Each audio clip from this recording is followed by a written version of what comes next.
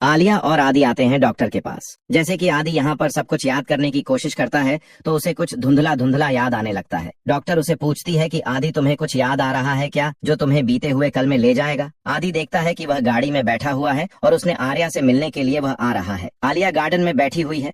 जैसे ही आदि नशा करके आता है वह देखता है कि एक लड़की पीछे से आ रही है और आलिया पर केमिकल डाल रही है, तो उसे यही याद आता है। मतलब जैसे कि रूही यहाँ पर रूहान का भेष बदलकर आलिया पर लिक्विड डालकर भाग चुकी है। तो आदि बहुत ज्यादा घबरा जाता है और उसे इतना पसीना आता है आदि को कि उसका आदित्य उसे याद आने लगता है। आदि घबरा कर उठता है और कहता है कि मुझे कुछ भी याद नहीं है, मतलब मुझे सिर्फ धुंधला धुंधला नजर आ रहा है और किसी का चेहरा मुझे नजर नहीं आ रहा है। आदि को यह बात समझ में आ जाती है कि आलिया पर लिक्विड किसने फेंका था।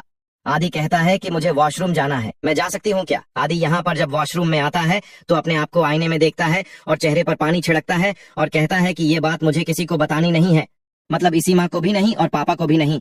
उसे यही शक है कि कहीं रूही ने ही आलिया पर केमिकल तो नहीं फेंका था। अब बात आती है यहाँ पर जब वह सबके सामने यह सच आएगा कि किसने आलिया पर केमिकल फेंका था और ऐसा क्यों हुआ है। आदि काफी घबरा जाता है क्योंकि वह किसी को बताना नहीं चाहता। आलिया को तो बता दिया है कि उसे कुछ याद नहीं है और धुंधला धुंधला नजर आ रहा है, मतलब आदि ने जो देखा है वह किसी को बताना नहीं चाहता। यहाँ पर पीहू के स्कूल रमन और इशिता आते हैं पीहू से मिलने के लिए, क्योंकि कस्टडी शगुन को मिल चुकी है तो वह चुपचाप से पीहू से मिलने आते हैं स्कूल में। इशिता कहती है कि रमन यह गिफ्ट तुम पीहू को दे देना, मैं यहाँ पर छुप जाती हूँ। जब पीहू आएगी तो मुझे देखेगी तो वह भी नाराज हो जाएगी। मैं नहीं चाहती कि पीहू नाराज हो जाए। पीहू की टीचर उसे लेकर आती है रमन से मिलवाने के लिए। रमन पीहू को गले लगाता है। पीहू भी काफी खुश हो जाती है अपने पापा को गले लगाकर। इशिता काफी खुश होती है। तभी यहाँ पर शगुन आती है और गिफ्ट फेंक देती है और कहती है कि रमन तुम्हारी हिम्मत कैसे हुई पीहू से मिलने की। कोर्ट से ऑर्डर मिली है कि तुम्हें पीहू से नहीं मिलना है, फिर भी तुम यहाँ पर चले आए। ऐसा आइंदा से किया तो मैं पुलिस कंप्लेंट कर दूंगी तुम्हारे खिलाफ। पीहू काफी उदास हो जाती है। तभी यहाँ पर टीचर कहती है कि हाँ, मैंने भी इन्हें रोका था कि पीहू से नहीं मिलना है। इसने इन्हें कहा था कि हमें परमिशन मिली है पीहू से मिलने की, इसी वजह से हमने इसे मिलने दिया। तभी यहाँ पर टीचर झूठ बोलती है। रमन कहता है कि आपने झूठ क्यों बोला, आपने ही तो हमें पीहू से मिलने के लिए लाई थी ना। तभी टीचर कहती है कि हाँ रमन, भला मैं शगुन के सामने यह नहीं कह सकती थी कि मैं जानती थी, बल्कि मैंने कुछ प्लान किया है। कल मेरे बेटे का बर्थडे पार्टी है तो आप यहाँ वहाँ पर आ जाना। बर्थडे पार्टी में अपने भेष बदलकर वहीं पर अपनी पीहू को मिल लेना। यहाँ पर शगुन को पता चलता है कि मैंने ही आपको पीहू से मिलवाया है, तो वह कभी पीहू को मेरे बेटे की बर्थडे पार्टी में नहीं आने देती, तो आप कल आ सकते हो। यहाँ पर शगुन अपनी बेटी को लेकर चली जाती है। तभी यहाँ पर जो टीचर होती है पीहू की, वह समझाती है इशिता और रमन को कि आपको घबराने की कोई जरूरत नहीं है, आप कल आ सकते हो हमारे यहाँ पर पार्टी में, पर हाँ भेष बदल कर आना होगा क्योंकि शगुन तुम्हें पहचान ना पाए और तुम अच्छी तरह से पीहू से मिल सको। तो कैसा लगा मेरा प्लान। रमन कहता है कि हाँ, ये तो हमने सोचा ही नहीं, पर शगुन हमें पहचान लेगी। तभी यहाँ पर टीचर कहती है कि नहीं, वह तुम्हें नहीं पहचानेगी क्योंकि तुम्हें भष बदल कर आना है अपना जो भी है अपने साधारण। तभी यहाँ पर रमन की माँ और इशिता की अम्मा भी यही प्लान करती हैं। उन्हें भी पता होता है कि क्यों कल किसी की बर्थडे पार्टी में जाने वाली है, तो हम भी चलते हैं ना फेस बदल कर। तभी यहाँ पर ये दोनों भी प्लान करती है कि हमें किसी को बताना नहीं है, खास करके रमन और इशिता को नहीं बताना कि हम पीहू से मिलने जा रहे हैं, नहीं तो वह हमें जाने नहीं देंगे।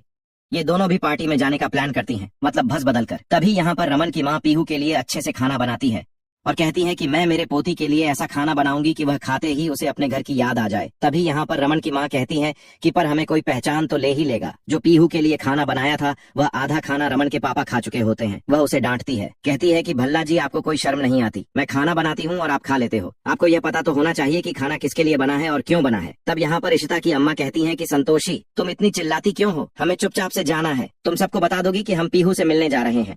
यहाँ पर बर्थडे पार्टी शुरू होते ही पीहू के जो टीचर होती है उसकी यहाँ पर रमन और इशिता अपना भेष बदलकर जोकर बनकर आते हैं और सब बच्चों को एंटरटेन करते हैं। यहाँ पर बच्चे इन दोनों को देखकर काफी खुश हो जाते हैं और जोकर जोकर चिल्लाने लगते हैं। इशिता कहती है कि रमन हमें कोई पहचान तो नहीं लेगा, मतलब खासकर शगुन। यहाँ पर पीहू और शगुन भी आते हैं, दोनों भी आते हैं। यहाँ पर शगुन यहाँ इन दोनों को पहचान नहीं पाती। यहाँ पर जो टीचर होती है वो शक टीचर कहती है कि हाँ पीहू भी आने वाली है और बहुत ही जल्द आ जाएगी, देखो आ चुकी है पीहू, तुम्हारी पीहू। इशिता और रमन पीहू को देखकर काफी खुश हो जाते हैं। यहाँ पर जो टीचर होती है कहती है कि यहाँ पर हम बच्चों को खेलने देते हैं, शगुन हम चलते हैं उधर। यहाँ पर शगुन पीहू को छोड़ देती है, दूसरी तरफ चली जाती है। रमन पीहू को देखता है, काफी खुश हो जाता है। पीहू कहती है कि जोकर अंकल आप तो बिल्कुल मेरे पापा के जैसे लग रहे हो, है ना। यहाँ पर रमन पीहू को गले लगाता है और पीहू की तरफ देखने लगता है और उसकी आंखों में आंसू आ जाते हैं। यहाँ पर पीहू को बुलाता है, वह नजदीक कहता है कि आओ बेटा मेरे पास, मैं तुम्हारे लिए गिफ्ट लाया हूँ। यहाँ पर पीहू और इशिता जो होती है वह एक दूसरे की तरफ देखने लगते हैं। शगुन भी यहाँ पर पहचान नहीं पा रही है कि आखिर यह लोग हैं कौन। उसे यही लगता है कि जिसकी बर्थडे पार्टी है उसे मैं एंटरटेन करने के लिए यह दोनों आए हुए हैं। तभी यहाँ पर पीहू रमन की मूंछों को हाथ लगाती है और कहती है कि आपकी मूंछें कितनी अच्छी है ना, मुझे बहुत पसंद है और आपकी आवाज भी मेरे पापा की जैसी ही है। तभी यहाँ पर रमन उसे गोद में उठाता है और उसे कहता है कि तुम्हें मजा तो आ रहा है ना। पीहू कहती है कि हाँ। तभी इशिता उसे गले लगा लेती है। पीहू को पहली बार इशिता सोचती है कि रमन पहली बार इतनी प्यार से पीहू मेरे गले लगी है और आज का यह दिन मैं कभी भूल नहीं पाऊंगी, क्योंकि मेरी बेटी मुझसे अलग तो हो गई है पर कोई हमें नहीं जुदा कर पाएगा, क्योंकि एक दिन जरूर आएगा जो पीहू मुझे खुद अपनी माँ कहकर बुलाएगी। यहाँ पर रमन और इशिता पीहू से कहते हैं कि हम फोटो खिंचवाते हैं। दोनों काफी खेल खेलते हैं बच्चों के साथ और नाच गाना और डांस भी होता है। रमन देखता है कि यह आखिर दोनों लोग कौन है, जहाँ पर इशिता की अम्मा और रमन की माँ यहाँ पर एक सा बन के आई है और एक दूसरा यहाँ पर दोनों इशिता और रमन उन्हें पहचान लेते हैं और कहते हैं कि तो आप यहाँ पर क्या कर रहे हो। तब यहाँ पर कहते हैं कि हम भी पीहू से मिलने आए हैं। तो चारों के चारों इशिता मतलब रमन, इशिता, रमन की माँ और इशिता की अम्मा, ये चारों के चारों बच्चों के साथ खेलने लगते हैं। तब यहाँ पर दूसरे जो बच्चे होते हैं उनके पेरेंट्स होते हैं। वो कहती है कि देखो ये जो चारों लोग आए हैं ये सिर्फ पीहू को एंटरटेन कर रहे हैं और बाकी बच्चों की तरफ ध्यान ही नहीं दे रहे हैं। तभी यहाँ पर वो टीचर होती है जो कहती है कि हाँ ये रमन भल्ला और इशिता है जो पीहू से मिलने आए हैं अपना भेष बदल कर, पर तुम आप किसी को मत बताना, सिर्फ मेरा साथ देना। तभी यहाँ पर शगुन को शक होने लगता है इन चारों पर, क्योंकि ये कहते हैं कि यह पीहू के साथ ही ज्यादातर खेल रहे हैं, दूसरे बच्चों की तरफ आकर्षक नहीं हो रहे हैं। यहाँ पर शगुन जाने ही वाली होती है उनके पास। तब यहाँ पर कुछ बच्चों की जो माएँ होती है वहाँ पर आई हुई। उन्हें पता है कि यह रमन भल्ला और इशिता है, उनकी फैमिली है, तो हम शगुन को रोकना चाहिए हमें, नहीं तो शगुन उन्हें पहचान लगी। तभी वह टीचर आती है और इशिता और रमन को कहती है कि अब आपको जाना चाहिए, शगुन को शक होने लगा है आप पर। तभी इशिता और रमन उसे थैंक। ये एपिसोड यहीं पर खत्म हो जाता है।